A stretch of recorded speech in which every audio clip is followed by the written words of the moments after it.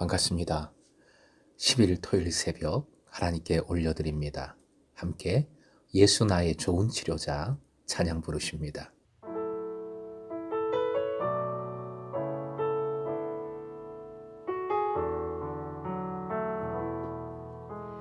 예수 나의 좋은 치료자,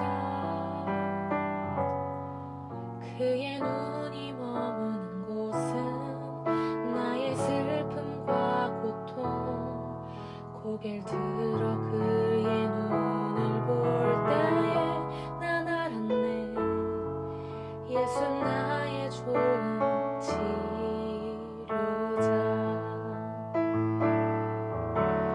예수 나의 좋은 치료자, 그의 손길이 닿는 곳은 나의 상처와 아픔. 영원히 흐를 것 같았던 눈물 담아줬네. 예수 나의 치료자.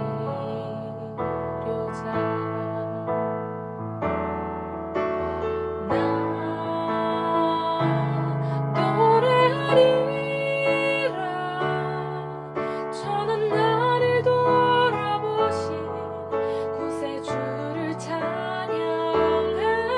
하늘 닿는 곳까지 내 손 들리라.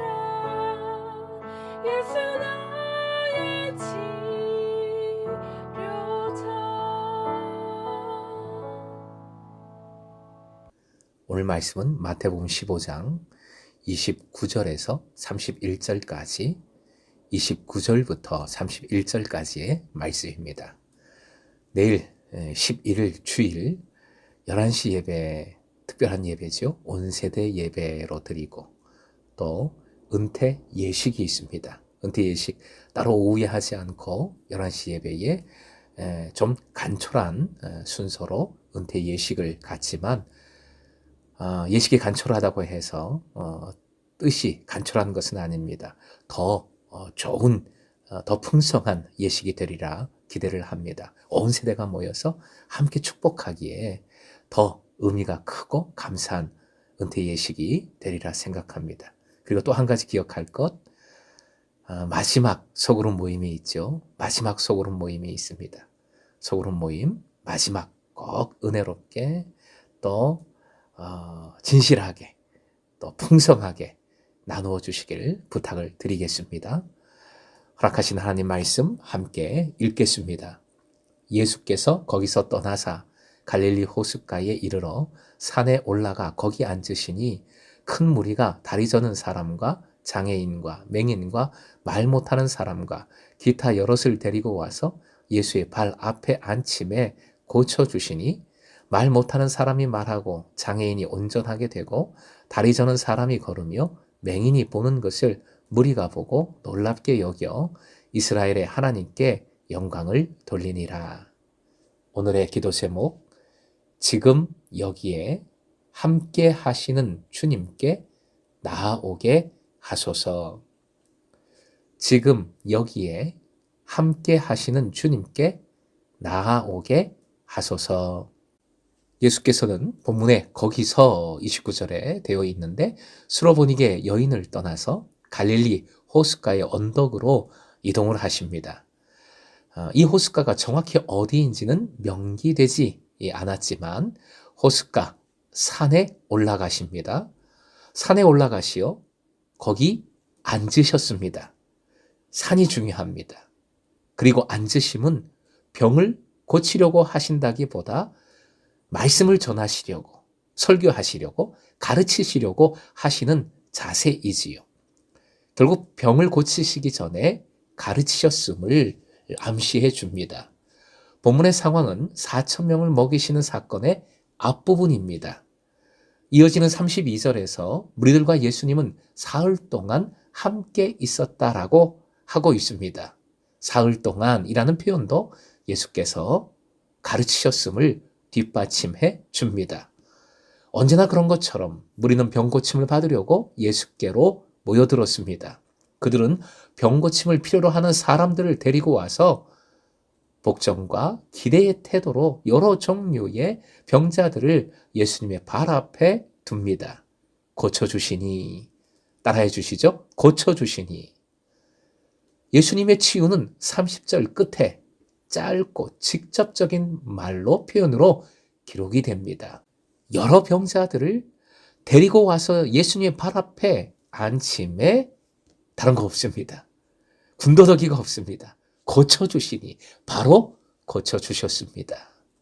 우리 주님의 역사하심, 우리 주님의 사역의 이 본질을 명확하게 보여주고 있는 것이지요. 31절은 그 결과를 기록하고 있습니다. 무리들은 놀랍게 여겼습니다. 사람들은 자신들의 눈앞에서 일어난 이 치유의 증거를 보고 이스라엘의 하나님을 찬양함으로 응답했습니다. 이스라엘의 하나님이라는 표현은 자기 백성에 대한 하나님의 신실하심을 나타내며 따라서 필연적으로 예언이 성취되었음을, 말씀이 이루어졌음을 나타냅니다. 예언의 말씀 한 곳 함께 읽겠습니다. 이사야서 35장 5절부터 6절까지인데요. 함께 읽겠습니다. 그때에 맹인의 눈이 밝을 것이며 못 듣는 사람의 귀가 열릴 것이며 그때에 저는 자는 사슴같이 뛸 것이며 말 못하는 자의 혀는 노래하리니 이는 광야에서 물이 솟겠고 사막에서 시내가 흐를 것임이라. 주님의 메시아의 사역으로 말미암아 어떤 일이 벌어졌는지, 하나님 나라의 그 역사하심이 어떤 것인지를 예언한 말씀인데 바로 지금 이루어진 것입니다. 예수님의 치유 사역은 큰 목적의 일부분이라고 말씀을 드렸죠. 하나님 나라, 복음의 일부분입니다. 치유의 기적들은 예수께서 선포하시는 하나님의 나라와 메시아적 왕으로서 예수님의 신분이 진짜임을, 사실임을 보여주는 도구 역할을 하는 것이지요. 예수님의 기적 가운데 역사하시는 분은 바로 이스라엘의 하나님이십니다. 예언의 말씀 그대로 성취된 것입니다. 산에 올라가 거기 앉으셨다는 것, 산에서 각색 병자들을 치유하셨다는 것은 유대인들에게 있어서 매우 중요한 모습입니다. 매우 의미가 큰 모습입니다. 이 모습은 종말이 오면 열방에서 온 사람들이 메시아를 뵙기 위해서 시온 산 위로 몰려올 것이라는 유대적인 종말론을 떠올리게 하기 때문입니다.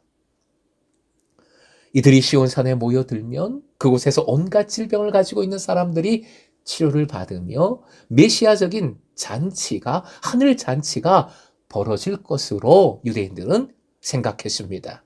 따라서 산 위에서 병자들을 치유하시고 기적적인 사건을 일으키시는, 즉 하늘 잔치를 베푸시는 지금 본문의 모습은 예수께서 바로 메시아라는 사실을 잘 보여주는 것이지요.